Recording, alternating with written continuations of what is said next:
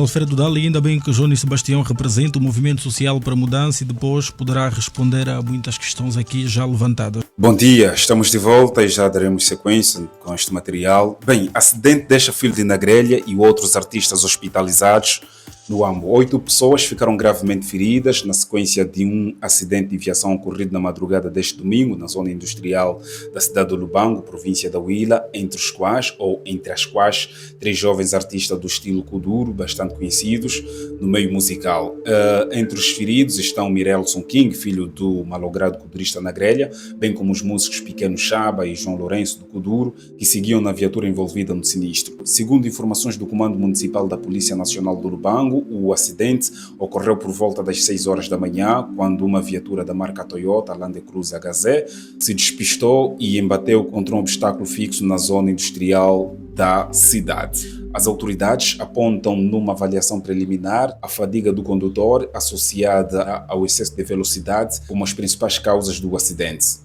Os ocupantes regressavam de um espetáculo musical realizado no bairro de Choco, nos arredores do Lubango, que terá terminado cerca das 5 horas da manhã. Os 8 feridos foram transportados para o Hospital Central do Lubango, Dr. Antônio Augusto Neto, onde receberam assistência médica. De acordo com fontes hospitalares, as vítimas sofreram fraturas nos membros inferiores e traumatismo crânioencefálicos, sendo que o estado clínico de alguns dos feridos inspiram cuidados e permanece reservado. Além das lesões causadas aos ocupantes da viatura, o acidente provocou danos materiais significativos no veículo e destruiu parcialmente um posto de iluminação pública. A notícia do acidente gerou preocupação entre admiradores e familiares do artista, sobretudo no caso de Mirelson King, filho de Nagrelha, uma das figuras mais emblemáticas da história do Kuduro angolano, falecido em 2022. As autoridades prosseguem as investigações para apurar com maior precisão as circunstâncias em que ocorreu o acidente. Caros internautas, vamos falar através da caixa dos comentários. Tivemos acesso do portal Imparcial Press. Agora vamos para a MFM. Mas, Joaquim Jaime, é sempre bom termos no debate diversas opiniões contrárias fazem sempre bem. Esteve muito atento a todas as intervenções. Qual é a sua introdução, Jaime? Olha, Zacarias, é como se eu estivesse a assistir aqui a uma aula magna de sociologia política e de facto todos os intervenientes que me antecederam, cada um deles preencheu um determinado capítulo no âmbito da sociologia política. E trazendo aqui a dimensão histórica, ainda bem que o Dr. Serrabango trouxe aqui essa perspectiva histórica e conceptual muito larga sobre ativismo, e em Angola nós podemos até recuar nos primórdios do século XVII, no Reino do Congo, a Dona Polônia Mafuta, a famosa Mamã Mafuta, que naquela altura já fazia ativismo religioso e nacionalista, que já defendia a unidade do Reino do Congo, a restauração da cidade de São Salvador como premissa para a unificação do Reino do Congo. Mamã Mafuta que inspirou Kimpa Vita, a nossa ativista da independência e da autonomia da salvação, essa autonomia espiritual, que ela, noutros termos, também defendia que os africanos não podiam depender de uma deidade estranha para garantir a salvação. Mas aqui por meio do século XX surge então Simão Toko, que na mesma perspectiva do ativismo religioso e dessa autonomia espiritual religiosa, e depois coincide com os movimentos ativistas políticos que veio de facto culminar com uma dimensão muito mais estruturada da nossa luta, a partir dos anos 50, conjunto de vários movimentos, num processo muito mais avançado de consciência desse ativismo político.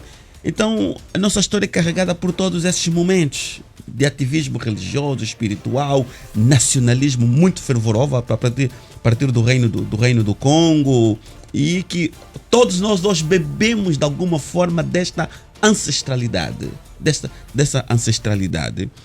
E nós temos aqui duas facetas, efetivamente, ainda bem que o tema foi muito bem delimitado: necessidade ou consciência. O ativismo pode partir como uma necessidade, uma reivindicação legítima. Falta energia, falta água, tem muito lixo, falta emprego, falta educação. E as pessoas entendem, então, que no âmbito da cidadania ativa devem reivindicar esses direitos, partido um pouco por Thomas Hobbes, né, que defendia que a função do Estado é realizar o bem comum. Então, quando o cidadão sente que há uma dicotomia, não é, entre ele e o Estado, ele efetivamente sai à rua e manifesta-se. Há uma pauta imediata, emergente, para ser resolvida. Ele quer energia, saindo, vai lá, resolve a energia, a pauta dele está nula, desaparece imediatamente. E ele está quietinho no seu cantinho, fez um ruídozinho, foi atendido. Mas o que acontece? E nós ouvimos aqui o Jones Sebastião a trazer-nos aqui uma situação concreta em como o ativismo por necessidade evolui para o ativismo por convicção. Porque à medida que eles vão à rua, vão sendo cooptados por outras forças, por outros interesses, ou eles mesmos acabam entendendo que, do ponto de vista do exercício da cidadania ativa, o ativismo é um excelente caminho. Então, aquela espontaneidade dá lugar a uma agenda, a uma pauta, a uma perspectiva ideológica. E essa pauta pode ser autônoma ou pode ser dependente, influenciada por outros grupos que têm interesse no poder, que têm interesse na mudança, na perspectiva deles. Então nós vimos aqui o João, já um exemplo muito concreto da evolução, da necessidade para a convicção. Mas, grosso modo, nós temos aqui um ativismo híbrido, em que os indivíduos ora vão por necessidade, ora vão por convicção, ora vão por via da instrumentalização. Porque o dono da pauta, o dono da agenda, divulga a agenda e encontra mecanismos muito específicos que é para partilhar a sua agenda com quem tem necessidade e com quem está na evolução para a convicção ou por quem já tem convicção.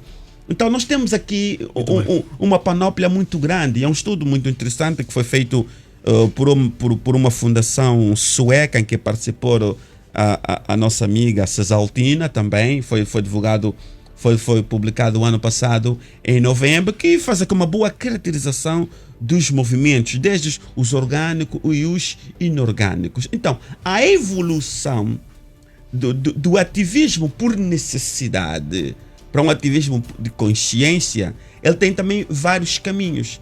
No caso do grupo do Teixeira, tá vendo? O contacto com outros movimentos, com entidades políticas da oposição, ajudaram a colocar alguns anexos, algumas adendas neles, e hoje eles já olham não só uma necessidade, uma agenda, mas já miram o poder. Pretendem influenciar o poder, ou fazendo parte dele, ou influenciando a pauta do poder. Eles já evoluíram para uma outra dimensão. E é um outro grupo que depois se profissionalizou.